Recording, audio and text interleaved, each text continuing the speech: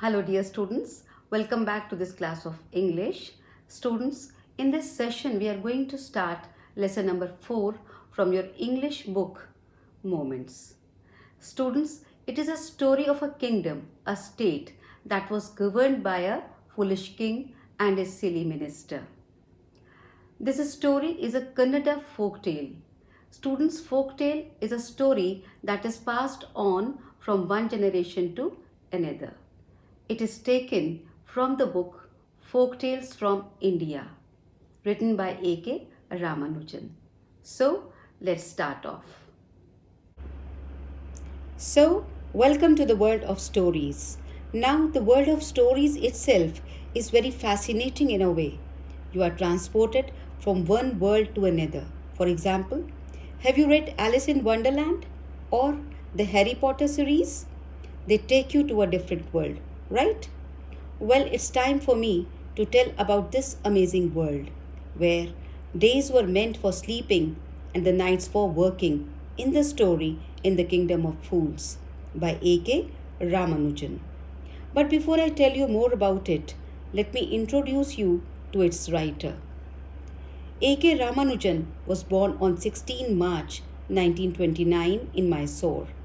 He made his mark first as an Indian English poet in the mid 1960s.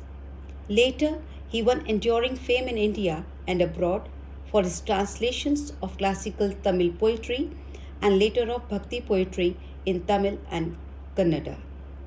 Ramanujan contributed to a range of disciplines including linguistic and cultural studies. While Ramanujan taught at the University of Chicago, he had developed the South Asian Studies program.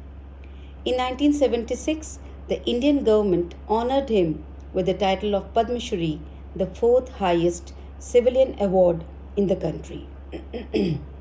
Now, this story, In the Kingdom of Fools, is a Kannada folk tale taken from A.K. Ramanujan's Folk Tales from India. It is about a utopian world that tells us how delusional life can be. So, let's read the story and find out what the author wants to convey. Students, this story is based on the theme that foolish people are unpredictable and can be very dangerous. So, one must stay away from them, even if they offer benefit for some time. The disciple about whom you would be introduced in the story got tempted by the availability of all items for one dudu each and stayed in the kingdom of fools in spite of the warning by his wise guru. Had the guru not returned to rescue him, the disciple would have had to pay for this temptation through his life. The people too were foolish, for they obeyed the most ridiculous orders passed by their king. The entire action of the story took place in this kingdom. The reasons that made this place a kingdom of fools are well exemplified by the episodes in which innocent people were caught one after the other in the name of justice. Hence, the title also stands justified and apt in every way. Now, In the Kingdom of Fools is an amusing story describing beautifully the nature and behavior of foolish people. Once there was a kingdom of fools which was governed by a foolish king and idiot minister. Since they were foolish, they ordered their people to work during the night and sleep during the day.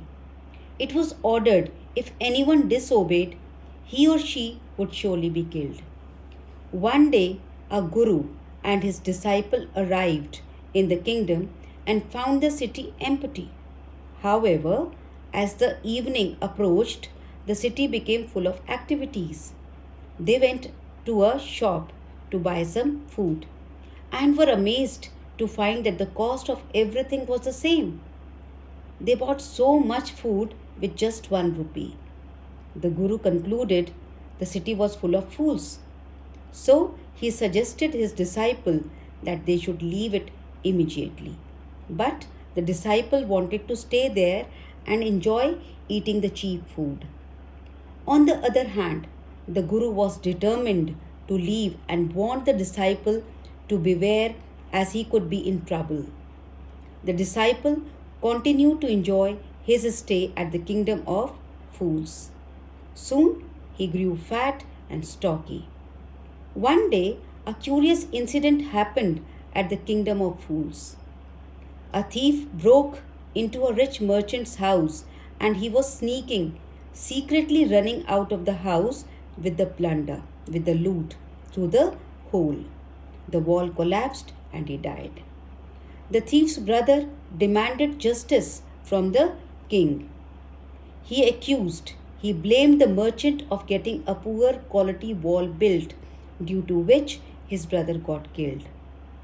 The foolish king assured the thief's brother of justice. He sent for means he called. He called the merchant and declared, means announced, that he would be punished. The merchant pleaded means requested. The merchant requested the king that he was not guilty as he had not built the wall. So the bricklayer who had built the wall many years ago was called. The bricklayer requested the king that it was not his fault as he had been distracted by a dancing girl who kept walking up and down with her anklet jingling. The dancing girl was called. She had become quite old now. She explained that she was moving up and down because of the goldsmith, the jeweler, as he was delaying her order of some of her jewelry. The goldsmith was called and he passed the blame on to the same rich merchant at whose house the wall had fallen. The merchant again pleaded that the wall had been built during his father's time and he was dead. The king finally decided to punish the merchant. The preparations for execution were made. The execution stake was made, but it was found the merchant was too thin for the stake. Stake means for the noose. They needed someone who could fit the stake. Finally, a fat man was found. The fat man turned out to be the disciple. He said he was innocent, but the king's men would not listen. The disciple then remembered his guru's words and prayed him for help. The guru had powers. He came to know his disciple was in trouble. So he reached the kingdom of fools to help him. He whispered something into his ear. Then the guru and disciple acted wonderfully and convinced the king that the person who would be executed first would become the king of the kingdom in the next birth, and the person who would be executed the second would be the minister of the kingdom. The king, being foolish, believed him and demanded some time to think. He wanted to be the king of his kingdom in the next birth also.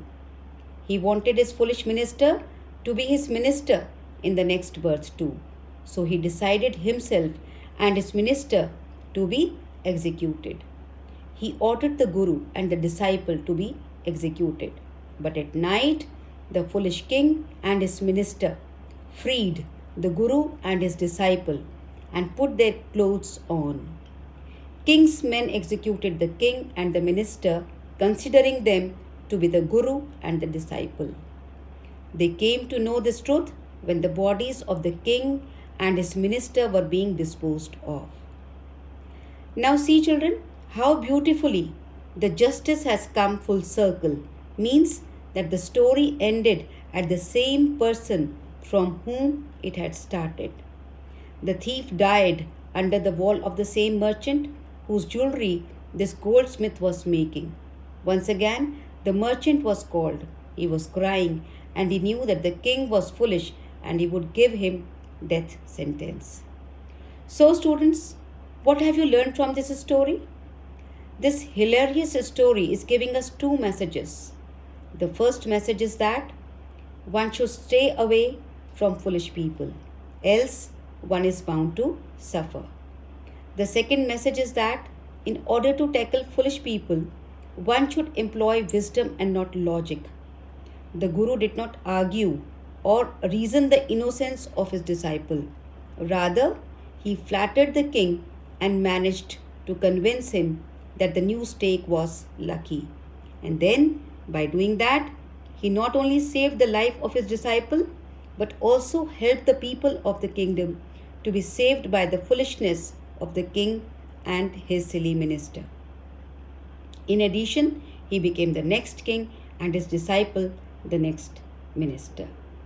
So, this was the story, a very beautiful story indeed, and a lesson giving too. So, that's all for today. Thank you.